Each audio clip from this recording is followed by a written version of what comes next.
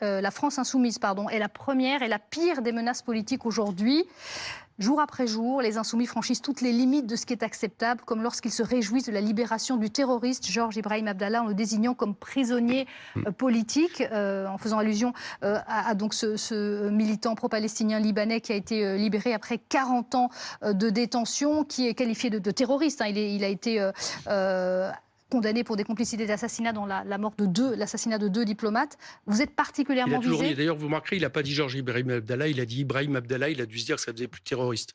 Il a oublié la consonance du prénom Georges. Je parle de Retailleau. Écoutez, je vais dire une chose au ministre de l'Intérieur. D'abord, il ferait peut-être bien de se mêler de son ministère et pas de la justice, parce que là, en l'occurrence, c'est la séparation des pouvoirs, c'est une décision de justice. D'accord ? Et la deuxième chose, c'est que quelqu'un qui pense que l'état de droit, on peut finalement s'en passer, je pense que le danger est bien plus important pour le pays qu'une force d'opposition qui est républicaine comme la nôtre. Mais il insistait surtout sur le mot terroriste. Pour lui, Georges Ibrahim Abdallah reste un terroriste et vous ne le qualifiez pas de terroriste. Georges Ibrahim Abdallah, il vient de passer 41 ans en prison. Il est libérable théoriquement depuis la fin des années 90.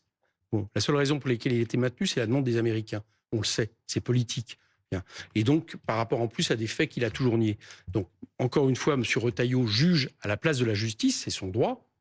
Moi, je considère qu'un ministre de l'Intérieur qui se mêle de tout, qui se mêle des affaires étrangères avec l'Algérie, qui se mêle de la justice de ce point de vue-là, je vous le répète, c'est lui le danger de la République, surtout que c'est quand même quelqu'un qui nous a expliqué qu'il fallait revenir au droit du sang, seul Vichy l'a fait, et qui estime que c'est normal qu'un ministre de l'Intérieur dise à bas le voile, et qui fait qu'après, il y a des gens qui le prennent au mot et qui vont assassiner des gens dans les mosquées. Donc le danger pour la République aujourd'hui, le vrai danger pour la République, c'est qu'on a un ministre de l'Intérieur qui en réalité ne sait pas très bien ce qu'est la République.